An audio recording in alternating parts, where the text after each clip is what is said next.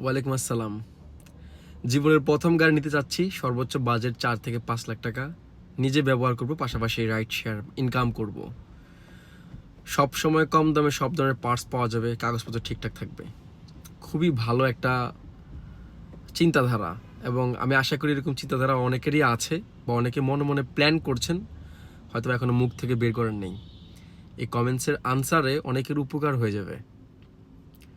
Budget যদি 4-5 লাখ টাকা হয়, আর যদি আপনি গাড়ি ভালোবাসেন, গাড়ি পছন্দ করেন, 4-5 লাখ টাকা আপনি অন্য কোনো কাজে খাটাতে চাচ্ছেন না, গাড়ির প্রতি আপনার একটা মায়া আছে, একটা টান আছে, তাহলে যদি এই বাজেটই হয়, এর থেকে বেশি না হয়, তাহলে একটা টয়োটা প্রোবক্স গাড়ি কিনবেন।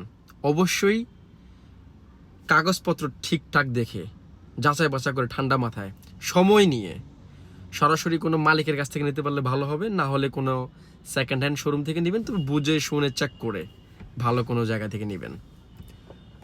এই গাড়িগুলো দিয়ে আপনি আপনার নিজের শখও পূরণ করতে পারলেন, ফ্যামিলিরও ঘুরাইতে পারলেন, আবার মাঝে মধ্যে আপনি ব্যবসাও করতে পারবেন। মাঝে মধ্যে কি, রেগুলারই পারবেন। প্রোবক্স গাড়িগুলো দিয়ে আপনি যে কোনো কোম্পানির কাজে নিযুক্ত হতে পারেন, অথবা নিজে ব্যবহার করে নিজে ভাড়া নিতে পারবেন, অসুবিধা নেই। সব কিছু মিলে এটা নিতে পারেন।